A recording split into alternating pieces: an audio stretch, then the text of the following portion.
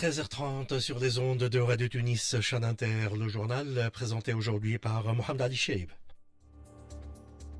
Au sommaire de cette édition, la digitalisation au service de l'inclusion sociale. La 9e édition du Tunisia Digital Summit se tient aujourd'hui et demain à Tunis. Objectif, bâtir des services publics inclusifs. La destination Djerba Zarsis a le vent en poupe auprès des touristes européens. Plus de 5000 vols en provenance de 16 pays européens sont programmés cette saison. Confirmation dans ce journal du commissaire régional au tourisme Djerba Zarsis. Les recycleurs de plastique broient du noir. Ils soutiennent que leurs marges bénéficiaires sont en train de rétrécir comme peau de chagrin. Pourquoi? Réponse dans cette édition de la Chambre syndicale de tri et de recyclage du plastique. La grève générale des jeunes médecins maintenue pour le 2 mai prochain. L'organisation des jeunes médecins annonce l'échec des négociations avec le ministère de la Santé. Et dans le monde, de nouvelles victimes palestiniennes n'ont pas vu le jour se lever aujourd'hui dans la bande de Gaza. Et Amnesty International dénonce l'attitude du monde qui assiste sur ses écrans à un génocide en direct. Et Donald Trump passe aujourd'hui le cap des 100 premiers jours à la Maison-Blanche. Sa cote de popularité est au plus bas selon les sondages. Trump qui crie à la manipulation et réclame l'ouverture d'une enquête pour fraude. Madame, Monsieur, bonjour. Concevoir des services publics centrés sur les citoyens et porteurs de transformation, c'est l'ambition affichée de la 9e édition du Tunisia Digital Summit qui a démarré aujourd'hui à Tunis. Principal rendez-vous dédié à la transformation numérique en Tunisie, le sommet est placé sous le thème digitalisation et rôle social de l'État, bâtir des services publics inclusifs. Cet événement réunit des décideurs publics, des leaders du secteur privé, ainsi que des experts en technologie et innovateurs. Il vise à repenser l'avenir des services publics à l'ère du numérique avec un accent particulier sur l'inclusion sociale, l'accessibilité et la réduction des inégalités numériques. Skandar Hadda, organisateur de la 9e édition du Tunisia Digital Summit, au micro de Ajay Benama.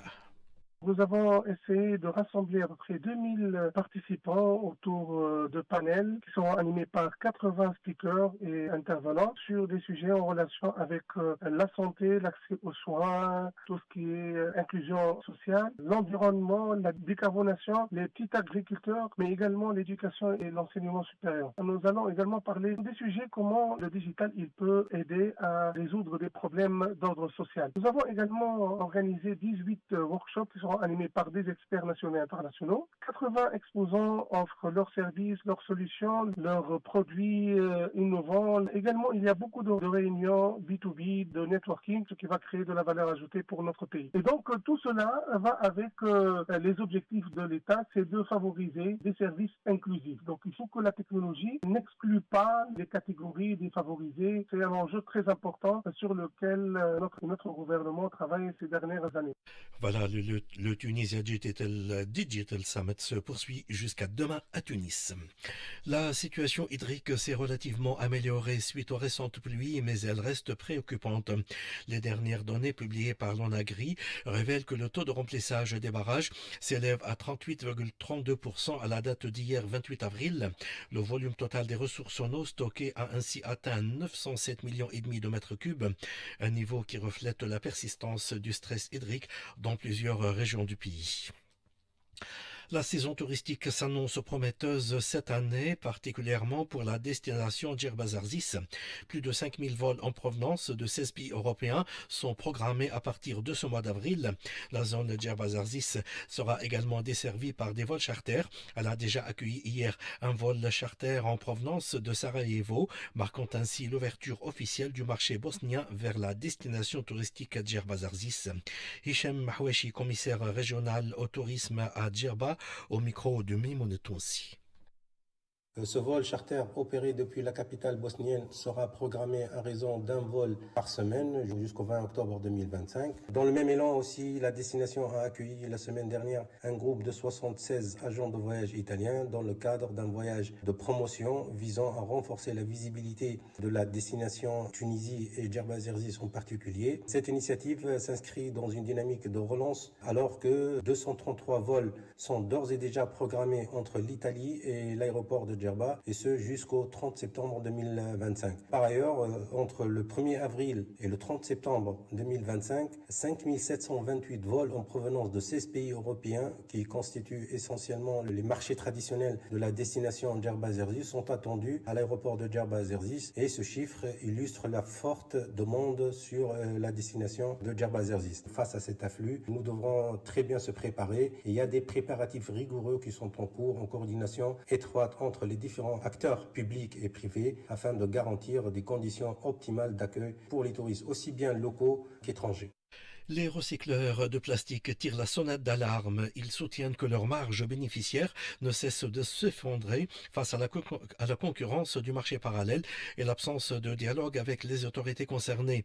Lors d'un point de presse tenu ce matin au siège de l'UTICA, la Chambre syndicale de tri et de recyclage du plastique a appelé l'ANGED à aligner le prix du kilo de plastique collecté sur les tarifs pratiqués par les recycleurs opérant pour leur propre compte et qui ne se conforment pas aux tarifs fixés par l'agence. Hanen Selimi, présidente de la Chambre, s'est exprimée au micro de Zainab Fès. Le souci, c'est que les prix avec lesquels on travaille maintenant, ils sont plus équilibrés avec le prix du marché parallèle. On demande à l'ANGED de faire l'alignement du prix pour qu'on puisse travailler. Malheureusement, l'ANGED, elle nous a pas donc invités pour régler ce problème. Bon, en fait, il y a les collecteurs qui vendent le déchet plastique à l'ANGED. Donc, ils le vendent à 750 milli. Après, nous, les recycleurs, on les achète du l'ANGED à 276 TTC le kilo. La marge bénéficiaire très réduite parce que marché parallèle, le kilo, il est actuellement à 1,4 dinar. Le marché parallèle n'est pas lié à l'ANGED, c'est un autre marché. Il y a des gens qui ont juste le cahier de charge. Par contre, nous, les recycleurs et les collecteurs, on travaille avec l'ANGED, avec Ecolas.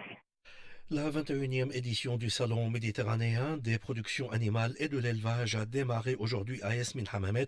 Il se poursuivra jusqu'au 2 mai. PAMED Expo réunit plus de 350 professionnels issus de 19 pays de différents continents et pas moins de 5000 visiteurs, décideurs et acteurs majeurs de la chaîne de valeur agricole. Cet événement constitue une plateforme régionale de valorisation des dernières avancées en matière de nutrition animale, d'élevage, de production laitière et de système avicole. Il s'impose comme la vitrine des avancées agricoles en Tunisie et ailleurs. Raïm Bouzgaou, chargé de communication de PAMED Expo, au micro d'Insafzei. On enregistre durant cette édition la participation de plus de 350 professionnels issus de 19 pays, de la Chine, la Turquie, la Jordanie, l'Algérie, le Maroc, l'Espagne, l'Allemagne et bien évidemment des entreprises opérant dans le secteur de l'élevage tunisien. Nous attendons à peu près plus que 5000 visiteurs durant ces 4 journées, des experts chercheurs, des investisseurs, des décideurs et acteurs majeurs de la chaîne de valeur agricole. Nous aurons aussi un programme scientifique très riche qui est composé de 11 conférences de haut niveau qui tournent autour de l'alimentation animale à l'ère du stress hydraulique et des changements climatiques. On présente aussi les défis économiques et écologiques de l'élevage où on mettra en avant des solutions pour faire des économies et pour rentabiliser l'élevage et avoir des solutions pour minimiser les coûts de la production animale. On propose aussi des nouvelles solutions technologiques pour une agriculture durable. À Gafsa, la Banque tunisienne de financement des PME a débloqué un crédit de plus de 2,5 millions de dinars pour soutenir la création d'une unité de production d'aliments de bétail. Le projet en question génère une vingtaine de postes d'emploi. Le point avec notre correspondant à Gafsa, Larda Swid. La Banque tunisienne de financement des petites et moyennes entreprises a accordé hier un crédit de 2 520 000 dinars pour la création d'une unité de production d'aliments de bétail dans la délégation de SNED gouvernorat de Gafsa. Un projet est censé créer 20 postes d'emploi.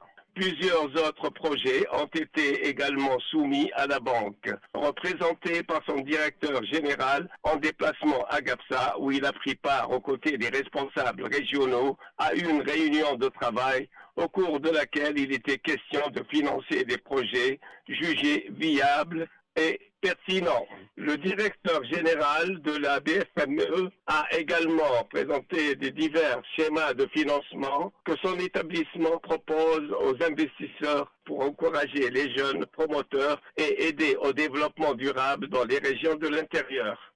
La grève générale des jeunes médecins maintenue pour le 2 mai prochain. L'organisation des jeunes médecins a fait état de l'échec des négociations avec le ministère de la Santé. Malgré la reconnaissance officielle de la légitimité de ces revendications, l'organisation a donc appelé ses membres à maintenir la pression et à respecter pleinement le mot d'ordre de la grève générale, ainsi que la marche nationale prévue pour le 2 mai prochain. Le secteur de la santé publique vit une profonde mutation dans la région du Nord-Ouest où plusieurs projets ont été engagés. Il s'agit surtout du démarrage des travaux de construction d'un nouvel hôpital régional à Makta et la modernisation de l'hôpital de Tejaouine dans le gouvernorat du Kef. Le point avec notre correspondant sur place, Jemel Tibi.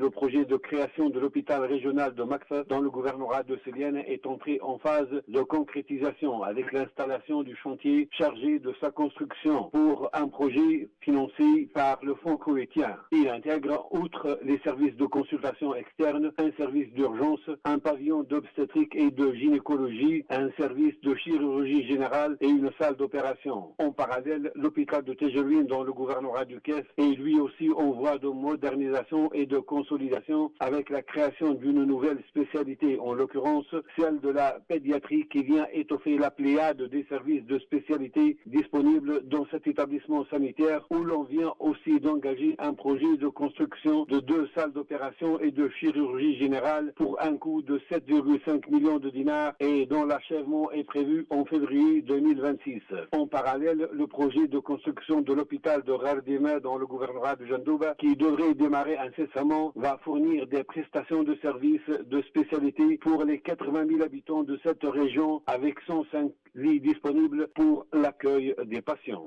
Guerre sans merci contre la criminalité et le trafic de drogue. Hossemeddine Jbebli, porte-parole de la garde nationale, a déclaré aujourd'hui que 3500 individus recherchés impliqués dans des affaires criminelles ont été arrêtés en une semaine. Ces arrestations ont eu lieu dans le cadre d'embuscades ou de descentes effectuées par les différentes unités sécuritaires. Hossemeddine Jbebli a également souligné les grands efforts déployés afin de s'opposer aux barons de la drogue. Il a fait savoir que la quantité totale de drogue saisie depuis le début de l'année sera annoncée la semaine prochaine. La Tunisie a vivement condamné aujourd'hui l'attaque contre un groupe de touristes à Pahalgam dans le Cachemire. Dans un communiqué publié aujourd'hui, le ministère des Affaires étrangères a condamné fermement l'attaque terroriste qui a fait plusieurs morts et blessés parmi les civils innocents, tout en réaffirmant la ferme opposition de principe de la Tunisie qui rejette toutes les formes de terrorisme. Le ministère a exprimé ses condoléances au gouvernement et au peuple indien ainsi qu'aux familles des victimes. La Tunisie a appelé l'Inde et le Pakistan à faire preuve de retenue et à régler leurs différends par le dialogue.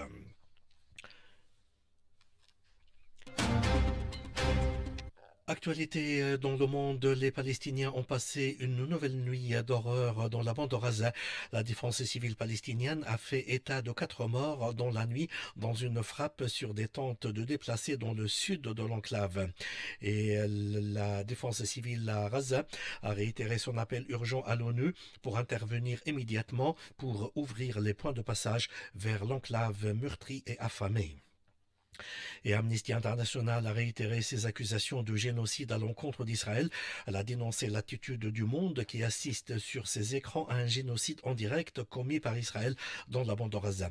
Dans son rapport annuel sur les droits humains dans le monde publié aujourd'hui, Amnesty International fustige l'attitude de la communauté internationale qui n'a pas pris de mesures dignes de son nom pour mettre fin aux atrocités commises par Israël à Gaza.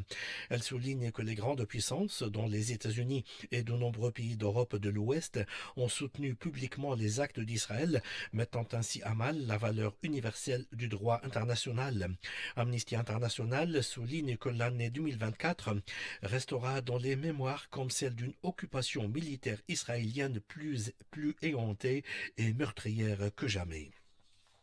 Et au lendemain de l'ouverture au sein de la Cour internationale de justice à La Haye d'audience consacrée aux obligations humanitaires d'Israël envers les Palestiniens, le chef de l'agence de l'ONU pour les réfugiés palestiniens a affirmé aujourd'hui que plus de 50 de ses employés, dont des enseignants et des médecins, avaient été arrêtés et traités de manière inhumaine par Israël depuis le début de la guerre dans la bande de Gaza. Philippe Lazzarini a précisé que ses employés ont été battus et utilisés comme boucliers humains. Beaucoup ont été forcés à faire de faux aveux. Et parallèlement se poursuit aujourd'hui la semaine d'audience consacrée aux obligations humanitaires d'Israël envers les Palestiniens. Les audiences ont débuté hier à La Haye et le représentant du peuple, le représentant de la Palestine a affirmé qu'Israël utilise le blocage de l'aide humanitaire comme arme de guerre à Gaza. Il a dénoncé une campagne incessante d'effacement du peuple palestinien. Le Premier ministre libéral Mark Carney a remporté aujourd'hui une victoire électorale historique au Canada. Mark Carney a promis de triompher des États-Unis dans la guerre commerciale lancée par Trump. Il a promis de ne jamais oublier ce qu'il qualifie la trahison américaine. Il a estimé que l'ancienne relation avec les États-Unis était terminée. Donald Trump en difficulté dans les sondages alors qu'il passera aujourd'hui mardi le cap des 100 jours à la Maison-Blanche. Sa cote de popularité est mise à mal. Selon un sondage de Pew Research Center, 59% des Américains s'estiment mécontents de ses actions politiques. La chaîne américaine CNN précise que le taux d'approbation de Trump à 100 jours est le plus bas depuis au moins 7 décennies.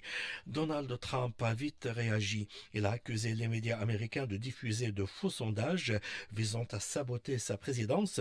Parmi les médias visés, le Washington Post, ABC News ou encore le New York Times. Trump a réclamé l'ouverture d'une enquête pour fraude. Football, les billets pour le dernier match des huitièmes de finale de la Coupe de Tunisie sont disponibles aujourd'hui au local de la formation kérouanaise et demain au guichet du stade Hamd El Aouani à Kérouan. Cette rencontre opposera demain la jeunesse sportive kérouanaise à l'Étoile sportive du Sahel. Ce huitième de finale de la Coupe de Tunisie aura lieu en présence des supporters de la jeunesse sportive kérouanaise uniquement. Voilà, c'est la fin de ce journal, mais avant de vous quitter, un rappel de ses principaux titres. La digitalisation au service de l'inclusion sociale, la 9e édition du Tunisia Digital Summit se tient aujourd'hui et demain à Tunis. Objectif, bâtir des services publics inclusifs. La destination Djerba-Zarzis a le vent en poupe auprès des touristes européens. Plus de 5000 vols en provenance de 16 pays européens sont programmés cette saison. Et dans le monde, de nouvelles victimes palestiniennes n'ont pas vu le jour se lever aujourd'hui dans la bande de Gaza et Amnesty International dénonce l'attitude du monde qui assiste sur ses écrans à un génocide en direct. Voilà, point final à ce journal. Merci d'avoir été des nôtres et bon après-midi à l'écoute d'RTCI.